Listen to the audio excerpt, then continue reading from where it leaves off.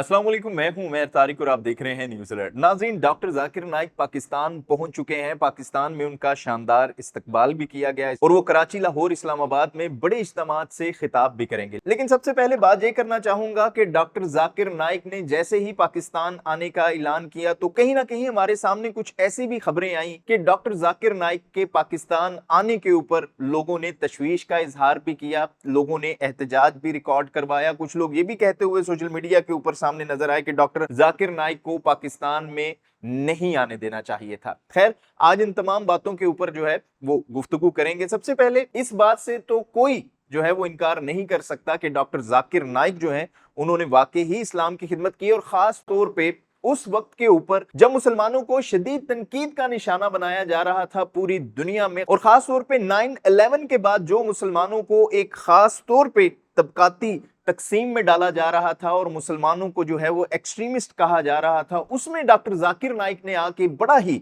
एक मौसर किरदार अदा किया और खास तौर पे जो एक इंटेलेक्चुअल इस्लाम था उसके ऊपर वो बात करते हुए नजर आए, और वो इस तमाम तर मामले में कामयाब भी हमें कहीं ना कहीं होते हुए नजर आए। अब बात कर लेते हैं कि पाकिस्तान में क्या हो रहा है। अगर तो आप डॉक्टर जाकिर नाइक से इख्तलाफ रखते हैं, बहुत सारे लोग रखते होंगे, लाजमी नहीं कि आप डॉक्टर जाकिर नाइक को अगर पसंद करते हैं तो आप उनकी हर बात से ही मुत्तफिक हों, लेकिन सवाल यहां पर यह है कि किसी बंदे से इख्तलाफ राय रखने का क्या यही तरीका कार है कि उसकी तमाम तर बातों को ही जुठला दें या उसकी तमाम तर बातों से ही जो है वो आप इख्तलाफ रखने लग जाएं। तो इस वक्त पाकिस्तान में जो कुछ हो रहा है, मेरे ख्याल में होना यह चाहिए कि ये एक इंटेलेक्चुअल बहस है, एक इल्मी मामला है। अगर आप डॉक्टर जाकिर नाइक से इख्तलाफ रखते हैं तो वो पाकिस्तान में इन बड़े 3 शहरों में इज्तिमात में जाएंगे, आप वहां पर अपना सवाल लेकर जाएं, आप डॉक्टर जाकिर नाइक के सामने अपना सवाल रखें। अगर आप फिर भी उनसे मुत्तफिक नहीं हैं तो आप बेशक आप उनको पसंद ना करें, लेकिन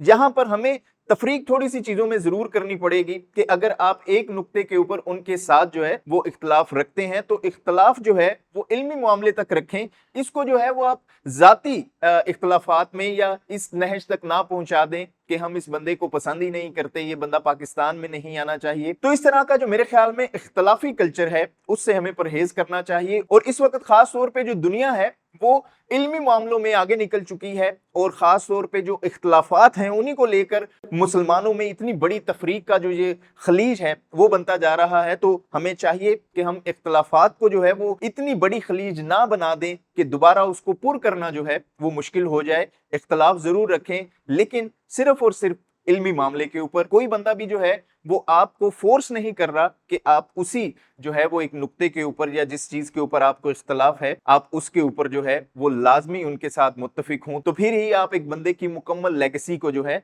वो साथ लेकर चलेंगे। इस हवाले से आप क्या राय रखते हैं कमेंट बॉक्स में हमें जरूर बताइएगा। देखते रहिएगा न्यूज़ अलर्ट।